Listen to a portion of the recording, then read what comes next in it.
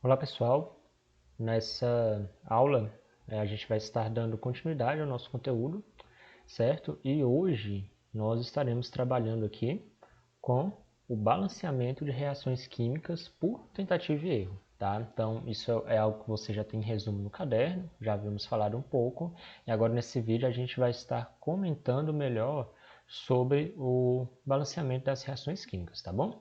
Então, de onde parte essa necessidade de nós estarmos precisando balancear uma reação química? A partir das leis ponderais, né? Precisamente da lei da conservação da massa, que é a lei ponderal proposta por Antoine Lavoisier. O Lavoisier, ele é considerado aí o pai da química, né? Ele foi um pioneiro no pesquisa na pesquisa da química, assim quando ela passou a ser uma ciência propriamente dita. E ele trabalhava, né? Ele é francês, lógico, trabalhava em Paris com suas pesquisas, e ele trabalhava com controle de reações em sistemas fechados, precisamente aferindo a massa que essas reações possuíam. Ele observou o seguinte: ele colocava, né, fazia algum tipo de reação em um recipiente fechado, então antes da reação começar, ele aferia a massa daquilo ali. Depois que a reação começava e terminava, ele também aferia aquela massa. E ele percebia que a massa do início era igual à massa do final. Esse tipo de observação com o passar do tempo foi necessária para que ele propusesse a sua lei, que é a lei de conservação da massa, que ela nos diz que em um sistema fechado, a soma das massas dos produtos é igual à soma das massas dos reagentes. Tá? Essa é a lei da conservação da massa, que é a primeira lei ponderal que temos. Só que isso, né, essa lei ponderal do Antoine Lavoisier, ela foi, digamos assim, que poetizada. E a gente conhece ela como esse dizer aqui, que na natureza nada se cria, nada se perde, tudo se transforma. Tá? E a necessidade da gente estar fazendo o balanceamento dessas reações, ela parte a partir dessa observação da lei de conservação da massa que o Lavoisier fez, tá certo? Já que na natureza a gente não perde nada, a gente não cria nada, mas a gente pega o que tem e transforma, tá? As reações químicas ocorrem da mesma maneira, porque as reações químicas elas são naturais. Na natureza elas já são perfeitamente balanceadas. O que a gente faz, tá? Teoricamente aqui, é entender como isso funciona, tá? Para a gente poder prever a quantidade de produto que é formada a partir de certa quantidade de reagente e a gente conseguir dominar esses processos de reações químicas, tá bom? Então, antes da gente passar para o balanceamento, a gente precisa entender os elementos que nós temos em uma reação química, tá? Então, nós temos uma reação química aqui de exemplo, nós temos aqui o gás metano, que é CH4, ele está sendo queimado, né? Como que eu sei que ele está sendo queimado? Como que eu sei que essa é uma reação de combustão? Porque nós temos aqui ele acompanhado do gás oxigênio. Quando a gente tem uma substância e ela está acompanhada do gás oxigênio, essa substância ela está sendo queimada, está em combustão. Está gerando para a gente aqui o gás carbônico e água, tá? Então vamos lá. Os reagentes são todas as substâncias que estão antes da seta de reação. Então aqui os reagentes dessa nossa reação de exemplo é o gás metano e o gás oxigênio, tá? Já os produtos são todas as substâncias que estão após a seta de reação. Então, o produto é o que vai ser gerado na reação, né? Realmente é um produto final. E nós temos aqui como produto o gás carbônico, ou o dióxido de carbono, e a água no estado líquido. Tá? Outra coisa, as reações químicas nos informam também o estado de agregação em que nossas substâncias são encontradas, né? Ou seja, o estado físico em que elas se encontram. E esse estado físico ou estado de agregação é indicado para a gente na frente da substância entre parênteses, tá bom? Então, quando a gente tem a letra S, nossa substância está em estado sólido. L, líquido, G, gasoso. São os mais simples, né? Aí nós temos, se tiver no estado com a letra V, está em estado de vapor. PPE é um precipitado. E quando nós temos o símbolo AQ, quer dizer que a nossa substância está em solução aquosa. Tá bom? Então, essa letra entre parênteses na frente da substância indica para a gente o estado físico em que ela se encontra. Nós temos dois tipos de números, tá? Em nossas reações, como a gente pode ver aqui. Vocês podem observar que nós temos um número grande, que aparece na frente da substância. Nós temos um número pequeno, que aparece, tá? Sempre ao lado direito do símbolo dos elementos, tá? Esse número pequeno é chamado de índice, tá? Ele sempre vai aparecer nesse lado direito aqui e ele nunca deve ser alterado, tá? Por que que ele nunca deve ser alterado? Se você altera o índice, você altera a substância, tá? Porque o índice informa para a gente a quantidade de átomos de certo elemento exata que é necessária para fazer aquela substância. Um exemplo prático aqui, olha, nós temos a água, H2O. O índice do hidrogênio aqui é 2, então nós temos 2 átomos de hidrogênio para 1 átomo de oxigênio.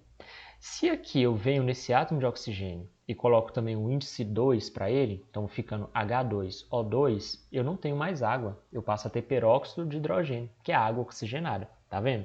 Mudei um átomo da substância, aumentei um átomo ali e eu modifiquei essa substância. Ela virou outra coisa. Então o índice jamais deve ser modificado, tá? Ele tem que permanecer o mesmo. E nós temos outro número, que é o coeficiente estequiométrico ou coeficiente da reação. Esses já são esses números grandes, tá? Que aparecem na frente das nossas substâncias. Eles sim devem ser alterados, tá bom? Eles que servem, que são utilizados para a gente fazer o balanceamento das nossas reações. E uma coisa, tá? Uma vez que o coeficiente estequiométrico é alterado, ele não pode mais ser mexido. Senão, se um é mexido, você tem que mexer em todos os outros novamente, certo? Agora, sobre o balanceamento, tá bom? A gente chama esse método de balanceamento por tentativa e erro pelo seguinte: não é uma regra exata que se você seguir com 100% de certeza, você vai conseguir balancear uma reação, tá? Porque o balanceamento de reações, elas acontecem realmente por tentativas, né? O foco é o quê? O objetivo é o quê? Que a quantidade de reagentes, né, a quantidade de elementos, de átomos dos elementos que nós temos nos reagentes, seja a mesma quantidade desses átomos que nós temos nos produtos. É a regra do balanceamento, isso é balancear, né? Equiparar as quantidades de reagentes e de produtos, tá bom? Então essa é a regra geral. Como a gente vai chegar lá, tá? Aí não tem uma regra exata, mas a gente faz por tentativa e erro, que é realmente tentar até conseguir, né? Errar até conseguir. Aqui a gente tem um macete. A gente utiliza um macete aqui para estar facilitando a gente chegar nesse nosso objetivo principal de balancear a reação. Tá? Esse macete é chamado, tá? A gente costuma chamar aqui de macho. Esse nome, macho, tá? Ele é a junção, tá? De uma ordem de tipos de elementos que a gente começa a fazer o balanceamento. É uma ordem de preferência, tá? Então, por exemplo, em uma reação química a gente identifica o metal. A partir do momento que você identificou o metal, você começa a fazer o balanceamento desse metal. Balanceou o metal, a gente passa para o ametal. Balanceou o ametal, a gente vai para o carbono, em seguida para o hidrogênio, em seguida para o oxigênio, tá bom? Isso aqui facilita, né, te dá um norte de como você vai começar e vai fazer o balanceamento da sua reação até ele dar certo, certo? Então aqui, vou colocar uma reação de exemplo, tá? Aqui eu tenho outra combustão, nesse caso aqui eu tenho a combustão de um gás chamado butano, tá? A fórmula química dele é o C4H10, é gasoso. Eu sei que está queimando porque está na presença do gás oxigênio e está gerando como produto aqui o gás carbônico e a água. Aí, essa reação está balanceada? Então a gente precisa ver a quantidade desses elementos que nós temos de um lado e do outro. Então, por exemplo, ó, nos reagentes eu tenho 4 átomos de carbono. Nos produtos só tenho 1, então eu sei que carbono não está balanceado. O hidrogênio nos reagentes eu tenho 10 átomos de hidrogênio. Nos produtos eu só tenho 2, então ainda não está balanceado. E o oxigênio, nos reagentes, eu tenho 2 átomos de oxigênio. Nos produtos eu tenho 2 aqui, mais 1 aqui, então eu tenho 3. Então não tem nada balanceado nessa reação. Aqui nessa nossa reação nós não temos metal.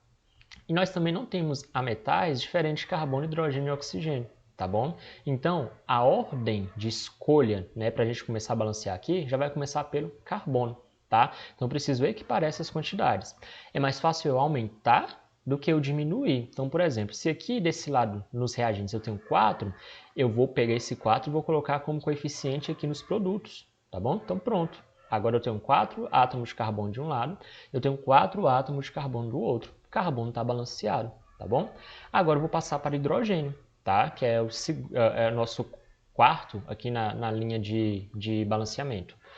Ó, eu tenho 10 átomos de hidrogênio nos reagentes, eu tenho só 2 nos produtos, tá? É mais fácil eu aumentar do que eu diminuir, tá? o que eu preciso, que número eu preciso ter que multiplicado por 2, né, porque o coeficiente estequiométrico multiplica um índice, que número multiplicado por 2 vai chegar em 10? Então, eu sei que 10 dividido por 2 é 5, então vai ser o número 5. Então, observe, quando eu adiciono o número 5 aqui na frente da nossa substância água, tá? Esse 5 está multiplicando esse 2. Então, 5 vezes 2, 10. Agora, eu tenho 10 átomos de hidrogênio nos produtos e eu tenho 10 átomos de hidrogênio nos reagentes. O que sobrou agora para a gente? Por último, a gente faz o balanceamento do oxigênio, tá bom? Observe que aqui nos produtos eu já mexi com o coeficiente aqui e eu já mexi com esse coeficiente. E nessas duas substâncias possui oxigênio. Eu não posso mais mexer com o coeficiente aqui, não. E aqui, esse carbono e hidrogênio já está balanceado, porque a gente mexeu aqui. Então, também não posso mexer com o coeficiente daqui. Sobrou somente o átomo, a molécula do gás oxigênio para a gente mexer com o coeficiente, porque ela não mexeu. Então, o final desse balanceamento vai ter que ser feito daqui. Então, para eu saber o que eu preciso colocar aqui, o que a gente vai fazer? Observe o seguinte, ó, eu tenho 2 átomos de oxigênio aqui, vezes esse coeficiente estequiométrico de 4, então 4 vezes 2, 8. Aqui eu tenho 8. Aqui eu tenho 1. Vezes 5, 5. 8 mais 5 dá 13. Isso quer dizer que eu tenho 13 átomos de oxigênio nos produtos e eu preciso ter 13 átomos de oxigênio nos reagentes. Aí a gente vai fazer o seguinte, tá? Como é um número ímpar, tá? A gente vai levar esse valor de 13 aqui para os reagentes na forma de fração e esse 13 vai ficar como um numerador. O denominador é preenchido colocando o próprio índice do oxigênio. A gente pega esse índice aqui e joga aqui para baixo. Nossa, mas 13,5 agora igualou? Como? Igualou dessa maneira. Observe o seguinte. Se eu pego esse 2 e multiplico por 13, eu tenho 26. 26 dividido por 2 dá 13. Tá bom? Então, a partir desse momento, a partir desse mecanismo, a gente tem 13 átomos de oxigênio nos reagentes e temos 13 átomos de oxigênio nos produtos. Então, essa nossa reação está balanceada. Mas pode acontecer o seguinte, o enunciado de uma questão pode pedir os mínimos inteiros. Se esse enunciado pede um balanceamento com mínimos inteiros, a gente não pode utilizar a fração. Tá? Nossa, e agora? O que eu tenho que fazer, então, para não utilizar a fração para ter os mínimos inteiros? Simples, tá? A gente multiplica toda essa nossa reação que já está balanceada por 2. Multiplicando por 2, a gente não vai ter mais uma fração aqui, tá? Então, para a gente ter os mínimos inteiros dessa nossa reação química, multiplicando por 2, observe. Antes eu tinha 1 aqui na frente, né? Porque está escondido, quando é 1 é como se fosse na matemática. É 1x, não tem necessidade de colocar 1x. Você está vendo que tem 1x, então fica somente x. Aqui é 1, não tem necessidade de eu colocar também. Então, multiplicando por 2, eu tenho agora 2 gás metano. Multiplicando essa nossa fração por 2, agora nós temos 13, né? Aqui. A gente elimina essa nossa fração. Nós temos 13, tá? Multiplicando esse nosso coeficiente por 2, agora nós temos 8 e aqui nós temos 10. São os mínimos inteiros possíveis e a nossa reação continua perfeitamente balanceada, tá certo? Então, essa aula era só isso mesmo, tá? Só para a gente estar conversando um pouco sobre o balanceamento. E no decorrer das aulas, no decorrer do tempo aí, a gente vai estar retornando para estar dando continuidade ao nosso conteúdo, tá bom? Então, até mais.